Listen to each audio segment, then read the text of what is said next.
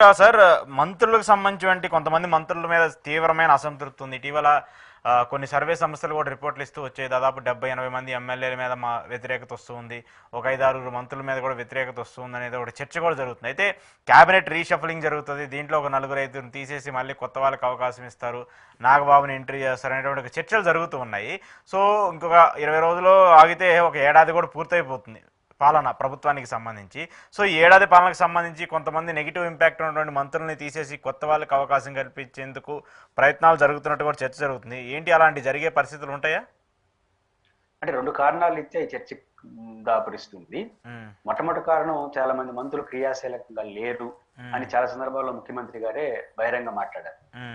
కాబట్టి ఖచ్చితంగా ఆ కారణాలు ఇచ్చే ఉన్న కొంతమంది తప్పించి సీనియర్స్ ని, సమర్థుల్ని పెడతారా అనేది ఒకటి ఉంది. ధీటుగా ప్రభుత్వాన్ని సమర్థించడం, అంతే ధీటుగా ప్రతిపక్షాన్ని చేస్తున్న సవాళ్ళు, విమర్శల్ని ఎదుర్కొనే విధంగా సీనియర్లు ఉండాలి, మంత్రులు ఉండాలి అనేది ఉండట్లేదనే భావన ఉంది. కాబట్టి అట్లాంటి ప్రకటనలు చంద్రబాబు గారిని చూస్తున్నాయి కాబట్టి ఏమన్నా మార్చుకుంటారా అని ఒకటి నడుస్తుంది. రెండో కారణం, నిబంధనల ప్రకారం 25 మంది మంత్రులు వరకు ఉండొచ్చు. ప్రస్తుతానికి ఒకటి ఖాళీ ఉంది. నాగబాబు గారికి మంత్రి పదవి ఇస్తామని కూడా ఆల్రెడీ లెటర్ లో ప్రకటించారు బహిరంగ.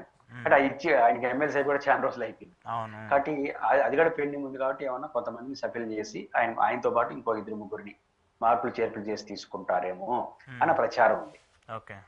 నేను అనుకుంటుంది ఒకే ఒక కారణం, నాగబాబు గారికి మంత్రివర్గం ఇవ్వాల్సి వస్తే ఆయనకు ఒకరే ఇస్తే తెలుగుదేశం వీక్ అవుతుంది. అంటే పవన్ కళ్యాణ్ గారు అడిగారు కాబట్టి ఆయన కోసం చేశారని. అట్లాంటి ఛాయిస్ చంద్రబాబు నాయుడు గారు ఈరు ఏం చేస్తాడంటే కొంతమంది మంత్రులు ఇల్లడి చేసి మంత్రివర్గ పునర్వ్యవస్థీకరణలో భాగంగా చేసినట్టుగా చూస్తాడు. అది కానీ పని చేసినట్టే మంత్రివర్గ విస్తరణ త్వరలో ఉండొచ్చు.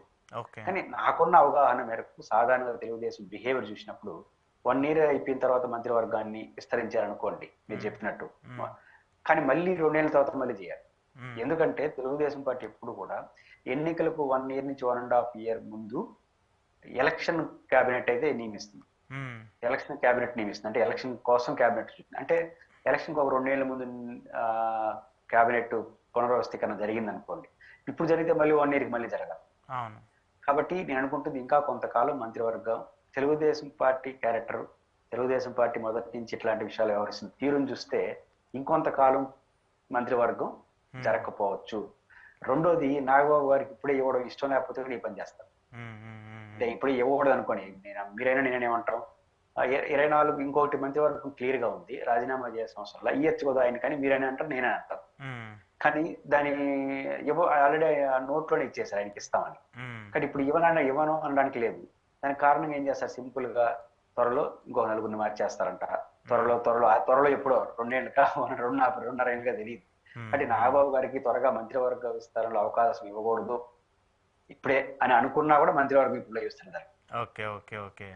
అంటే ఈ 2-3 యాంగిల్లో మంత్రివర్గ విస్తరణ జరగడం జరగకపోవడం అనేది ఆధారపడి ఉంటుంది. ఇంకా అయితే ఒక విధంగా చెప్పాలంటే గతంలో జగన్మోహన్ రెడ్డి చేసినట్టు 2.5 ఏళ్ళకి మళ్ళీ క్యాబినెట్ రీషఫుల్ చేసినట్టు చంద్రబాబు నాయుడు గారు కూడా చేసే అవకాశం ఉంటుంది. ఎందుకంటే జగన్మోహన్ రెడ్డి గారు చేసిన మోడల్ వేరు. ఎందుకంటే ఎక్కువ మంది 151 మంది అంతగానే ఎక్కువ గెలిచారు అనుకోండి. కాకపోతే జగన్మోహన్ రెడ్డి గారు ఎక్కువ మంది గెలుచుండారు కాబట్టి నేను 50-50 అన్నాడు. అంటే 50% పరిపాలనకి అందరినీ మార్చేసి మినిమం 20 మందిని మార్చేసి కొత్త, కానీ దాంట్లో ఆయన అంత చేయలేకపోయాడు, కొన్ని వైఖరి మార్చుకున్నాడు అనుకోండి, దట్ ఈస్ డిఫరెంట్ ఇష్యూ. కానీ జగన్మోహన్ చెప్పారు. ఇప్పుడు ఆయన చంద్రబాబు గారు ఎప్పుడు అట్లా చెప్పడు. చంద్రబాబు గారు మంత్రివర్గ సభ్యుల మీద వస్తున్న మంచి చెడ్డ పేర్లు, కొన్ని సందర్భాల్లో ప్రభుత్వానికి చెడ్డ పేరు వచ్చింది అనుకోండి, అది మంత్రుల పైన కూడా దోసేస్తారు. అంటే ఇట్లాంటి కూడా కొన్ని టాక్టిక్స్ ఉంటాయి తెలుగుదేశం పార్టీ. కాబట్టి అనేక మల్టిపుల్ కారణాలతో మంత్రివర్గ విస్తరణ ఉండడం ఉండకపోవడం ఉంటుంది.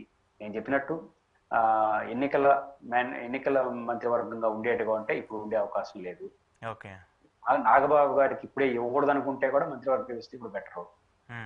ఖచ్చితంగా నాగబాబు గారికి వెంటనే ఇయ్యాల్సి వస్తుంది తప్పదు అనుకుంటే ఖచ్చితంగా మంత్రివర్గ విస్తరణ ఉంటుంది. ఎందుకని నాగబాబు గారు ఒకరికే చేసుకుంటే అది తెలుగుదేశం మీద పెత్తనం చేసినట్టు ఉంటుంది. కాబట్టి ఇంకొక 5-6 మందిని వాళ్ళని కూడా సఫీల్ చేసేసి ఇచ్చారు అనుకోని మంత్రివర్గ విస్తరణలో భాగంగా నాగబాబు గారికి ఇచ్చినట్టు. కాబట్టి ఈ టాక్టిక్స్ ఒక నాగబాబు గారికి ఇవ్వాల్సి వస్తే తప్ప మంత్రివర్గ విస్తరణ ఇప్పట్లో ఉంటుందని నేను అనుకోను. చూద్దాం సార్, దానికి సంబంధించిన ఈక్వేషన్స్ ఎలా ఉంటాయో, మరి టీడీపీ ఎలాంటి నిర్ణయాలు తీసుకుంటుందో. థ్యాంక్ యూ పురుషోత్తం రెడ్డి గారు.